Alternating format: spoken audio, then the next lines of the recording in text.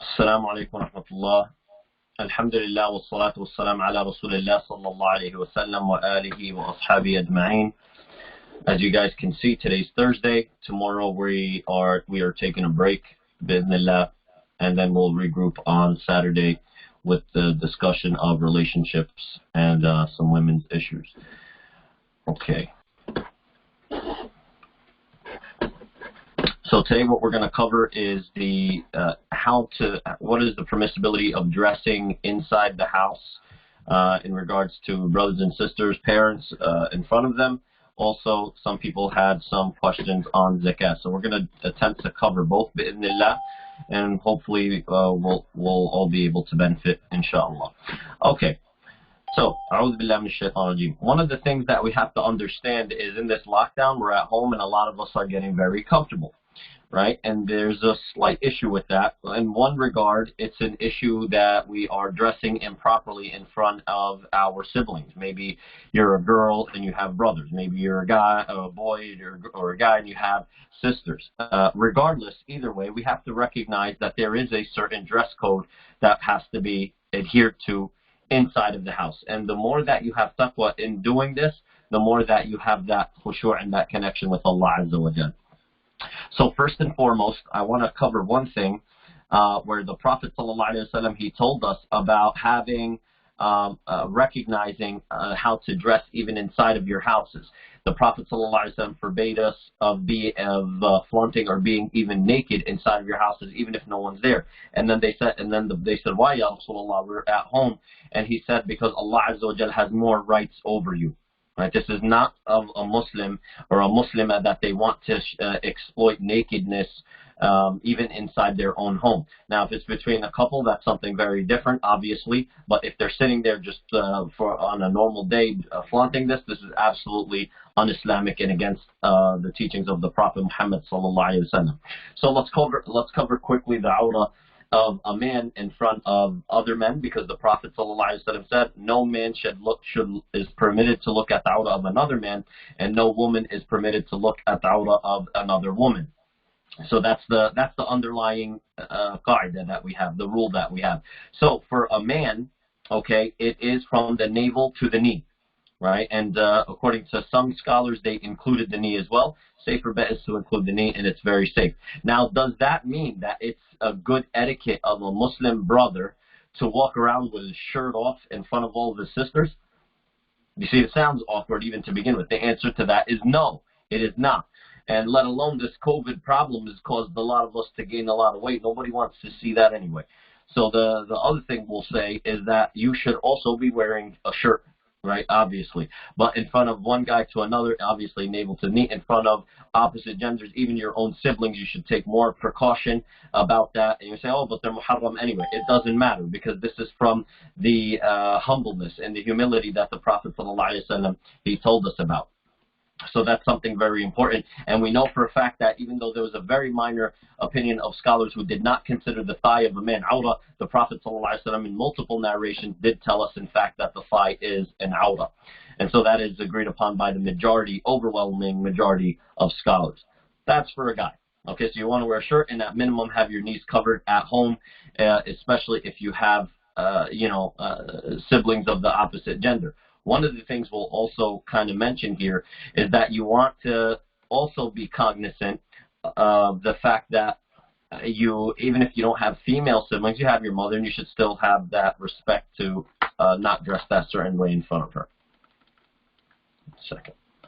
Okay. For the sisters. Now, the sisters, there is also a awrah for women in front of women. If you want the strongest opinion, and the ones that the majority of my teachers follow, the awrah for a woman is in front of another woman is this side of her shoulders all the way to her knees, and including her knees, right? And some of the scholars said that the chest area is not an awrah, and what they meant by that is that in a time of need, such as breastfeeding or something like that, then obviously this would be kind of permitted. And even some sisters have told me that's even cringe-worthy to see some females just blatantly outright breastfeeding in front of them. However, I have a good example of my daughter's doll. Okay, now I want to show you this. Now, in front of your brothers, okay, this is Sophia the First, if you guys don't know who she is, all right? Sophia the First, she's dressed pretty good. So she's dressed with a nice little dress, and this is good in front of your brothers or your male siblings. Okay, so there, I know some of you are laughing, but this is okay, right? But what we have a problem with today, and the reason that we say this is because we need the concept. We don't have the concept of loose clothing. What do I mean loose clothing? You see this Teddy. This is a female Teddy. Teddy over here has thought that she's skinny pants over here, and she fits in her size, her third grade clothes. This doesn't work, right? And then let alone she thinks she's going to fit into this dress. And this doesn't equal. But for by some miracle, there are some sisters who make this work, right? This is not allowed. So the key concept here, in front of your siblings, you want them to wear very loose clothing. Loose clothing. And again, the more that you cover, the better it is for you, and Allah Azza wa Jal mentioned that. So for the same thing in front of your brothers and the male muharramin in your family at home, you want to at least cover this entire area. Some of the scholars said if your arm showed, that's fine. But again, the more that you cover at home, the better you are. Even though you're not outside and you're like, well, this is my freedom, this is my oasis. That's true. It was your oasis, but these guys weren't always at home in front of your face the entire time either, right? Again, so you want to wear loose clothing. You want to make sure that you're covered. And I would go as far to say is sisters, you should cover all of your legs in front of your brothers as well. The more that you cover, the safer it is, and you can see that you will eliminate any type of fitna that happens. May Allah Azza wa Jal protect us. Okay, so that's on the clothing quickly. Let's try to cover the zakat, because some people ask so that they want to see if they could give their zakat in advance. Oh, what happened here? All right. Okay. Allah Azza wa Jal made it very clear for us. Let's get this to load. That he said there are 8 categories of people that we would give zakat to. Number 1, how do you calculate your zakat? You find all of your assets that are liquid. Obviously, don't count the house that you're living in. You don't count the car you're driving unless you're a car salesman and whatnot. Then you would count cars that you're selling. However, as inventory, you just simply add up all your wealth. It's really not rocket science. You go to your bank accounts, add those up. You go to your stocks, anything you have invested, you add those up. And if you have a 401k, if it's a vested 401k, you add it up minus some sort of fee if you had early withdrawal. Some of the scholars said you could do about 20% after the taxes and an extra 10% on the early withdrawal fee. So you're talking about 30% that off a 401k, that's zakatable. So for example, if your 401k had $50,000 in it, you take 30% of that, 15,000. 5 times 3, 15, and then you have $35,000 worth of zakatable income. So the $35,000, then you have another $5,000 in your bank account. You're at $40,000. Then you figure out all of your outstanding balances. So you have a $2,000 credit card payment. You're planning on paying in full every month. By the way, you're not making payments. That would be it. So you minus all of the things that you plan on paying immediately, and that's your zakatable income. You multiply it by 2.5%, or you divide it by 40. It's the same exact thing. And that equals the amount that you owe in zakat. Now, given this, you're supposed to do every single year in an Islamic calendar year on the date. So if your zakat day is the 1st of Muharram, that's the day you do it every time. Now, we talked about in the previous session, I think it was on Sunday, that you can actually pay your zakat in advance by up to 1 year, because the Prophet ﷺ, he gave permission to his uncle Abbas to do it. The default is you don't do that. Let's be very clear. You have the concession to do it if there's a need. And in this case where there's a lot of masajid or people that need help, there is that pressing need, and that's why MJA released their fatwa earlier, I think in the weekend, that you can pay your zakat 1 year in advance because this concession arises. And even if you wanted to do it consistently, then essentially just change your zakat date. Really, right? Because that's effectively what you've done. So who deserves the zakat? It is the following people. Okay? See if I have this here. In Surah At-Tawbah, verse 60, Allah Azza wa Jal outlines it. So if you need the reference, Surah At-Tawbah, verse 60, verse 60, he says the following. It is for the people who are very poor, people who are extremely poor, the people who are needy. Some of the scholars debated between the poor and the needy. the first two categories. And some of them said the poor person is the one who's pretty much dead broke, bankrupt, homeless, on the verge of almost death.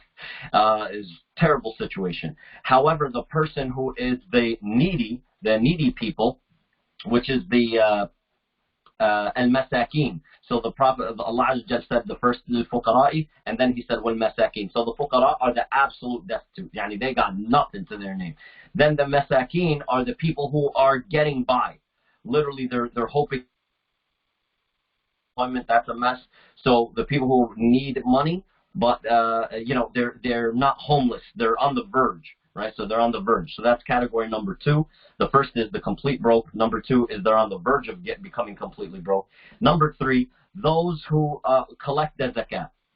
Most likely not anyone on this call, but if you collect zakat, you're entitled to be paid by the zakat fund, right? And also for bringing hearts together towards Islam. So if there was some sort of person who was kind of inclining, should I come towards Islam, should I not, and you wanted to have meetings with them, you wanted to give them some money, donate to them to show them how generous the Muslimin are, kind of to allow them to have a good perception of Muslims, then the scholars said you're allowed to do that. There is this particular category has a lot of unsolved questions, right? So some people said, can we give this for political offices and things like that? And most of the scholars, they didn't answer this yet. And they said because it's dangerous, right? The zakat is really to do something, to make a change. And now that you enter politics into it, you start all sorts of issues. But nonetheless, then freeing captives, freeing slaves. Alhamdulillah, Islam eradicated the slavery that we know it today, and we don't really have that going on unless you really know someone who is, and there still does exist, by the way. If you go to a website called Free the Slaves, I think they're based in Washington, D.C., there is still some form of slavery that exists, and some in the outright form of the traditional slavery, which we heard of in American history, which is absolutely un-Islamic, by the way.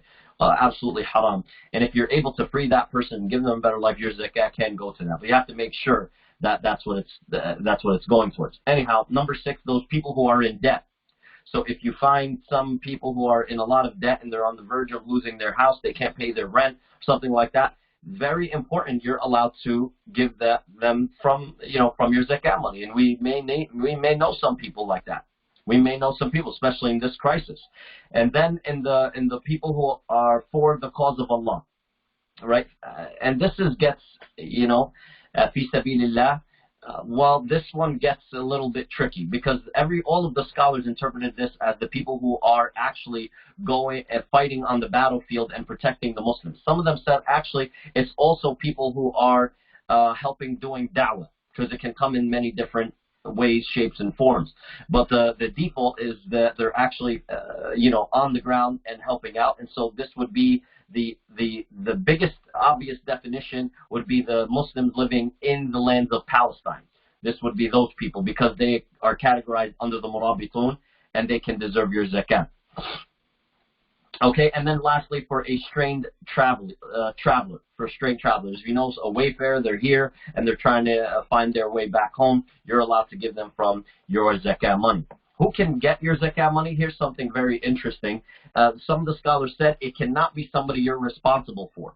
And that's why, according to the stronger opinion, a wife can actually give her zakat money to her husband. But a husband obviously can't give it to his wife. And some of the scholars didn't like this because they said this could be a trick, and we don't want to open the door to a trick. But in fact, Ibn Mas'ud, the Prophet ﷺ, allowed his wife to give her zakat to him. So we have very clear evidence from the Prophet ﷺ. Don't take advantage of that. Allah Azza wa Jalla knows. Because what some of the scholars said, you're just trying to keep the zakat in-house, and you're not trying to give it out. That's not, alhamdulillah, the case.